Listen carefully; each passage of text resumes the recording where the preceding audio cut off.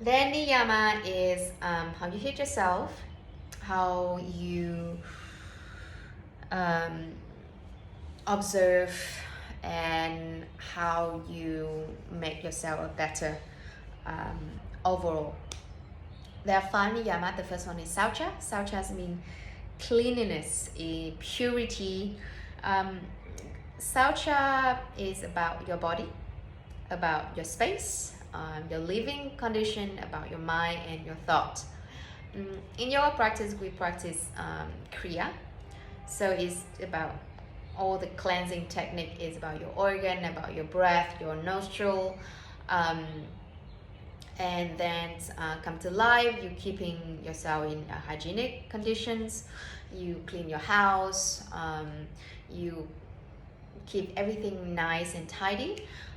Also about chakra, sometimes we talk about chakra cleansing as well, and that is go beyond your body and your space to go into your mind and your thought, your energy. Saucha. There are many approaches to saucha. As I say, one is kriya, your normal thing, your routine about cleansing your body, about cleaning your house. Then you have more rigorous cleansing ritual that you do every few months, twice a year, to clean inside and outside. And you have meditation is also a good cleansing techniques when it's come to your chakra cleansings, about your mind and your thought as well. The next one is santosha. Santosha means content, joy, happiness. It's about embrace and accepting what you have, who you are, your conditions, your emotions. Like I said before, in satya, truthfulness, right? Accepting who you are, what you like,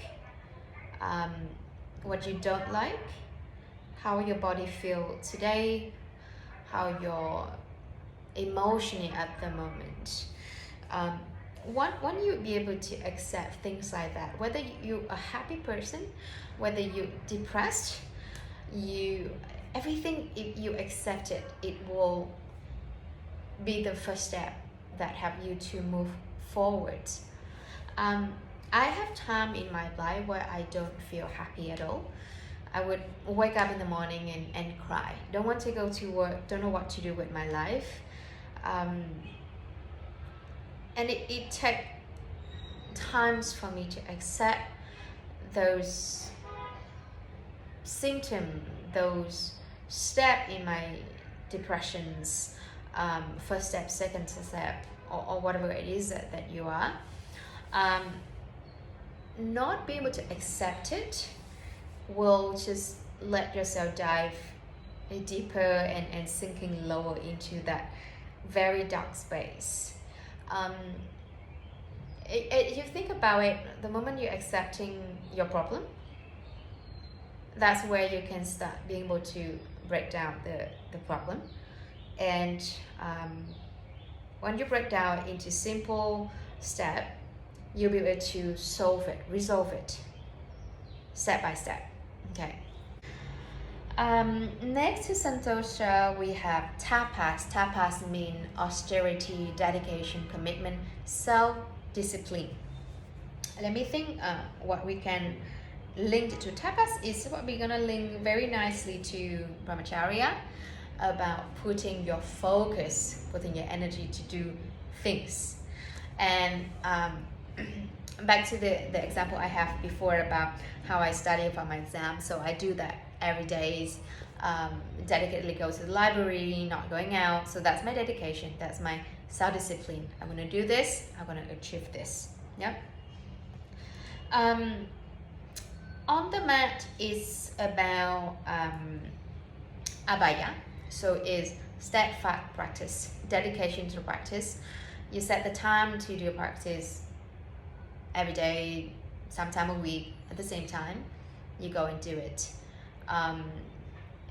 of course, if you practice like 4 or 5 in the morning, at the start of it, you feel, oh, how can I wake up today? I go out last night, it's so difficult. And this tapas is meaning this is your focus, and you put it into the habit, and you drag yourself out of bed, get yourself into the mat, clear your mind, and keep doing the practice every day. On and on and on and on. Off the mat, that's your commitment, your hard working. Because you commit to do things, or your commitment to your family, to your partner.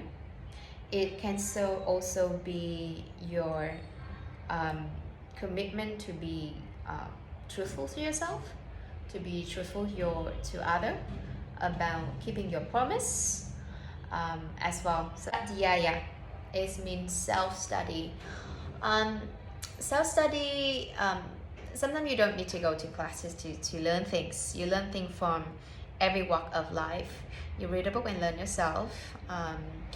You expand your knowledge. You practice your knowledge. You study from different means. You can study from YouTube, from books, from other people. You study from your own mistake as well. So think about always refresh, renew yourself, your knowledge, your experience, your practice. Today you will be get into Bakasana in one way. Tomorrow you practice and you explore a new way of doing Bakasana, the way that may be better for yourself. And the next step of self-study is actually to explain it to others, to teach others as well. Because by teaching and explaining what you have learned to others, you may be able to explore a different meaning of all this knowledge. One of the things in yoga that I find self-study apply a lot, that is pranayama and meditation. You focus, you use tapas and keep practicing. And over the time, you will learn more about yourself, learn more about how to focus the mind, learn about how to calm yourself. And that's all you're learning. This is very hard to teach. There's only guidance you can receive from your guru, from your teachers. This whole path is about yourself and how you attain all this knowledge and experience for yourself and make it your own. And the last and final niyama is Ishvara Pranidhana. Ishvara means a supreme being, God,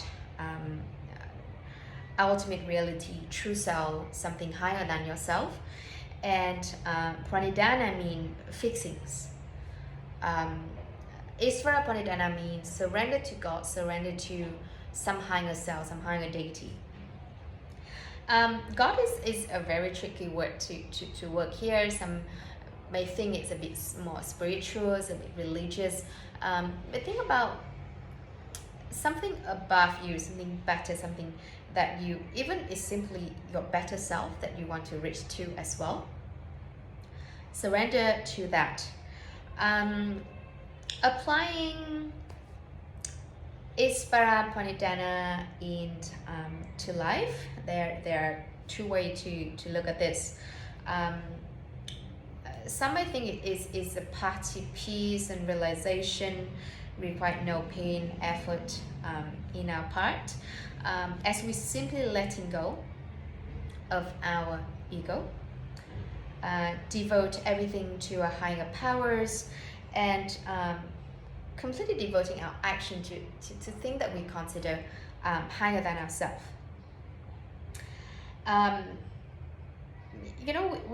We tend to control every action and outcome in our life, and letting go is a difficult thing to do. Be it your emotion, your asset, be it knowing when to stop and when to just let things be as it is. So that is something about us and something about our life that we eventually and slowly realize, and is differ from one experience to another as well.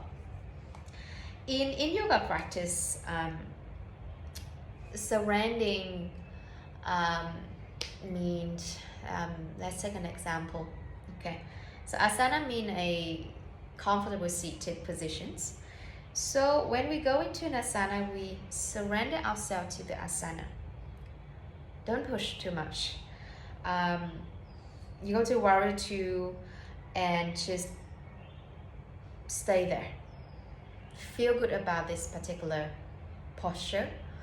No need to go push to different variations, to go to something more advanced. Just completely enjoy that moment and surrender ourselves to this warrior two asana god, for example, and stay.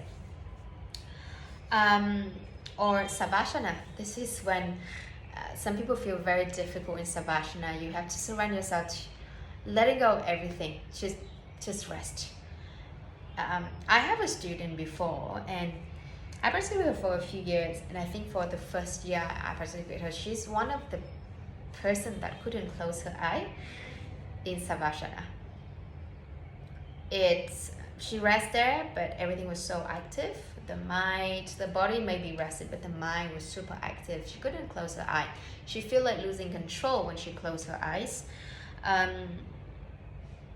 But I accepted, she accepted.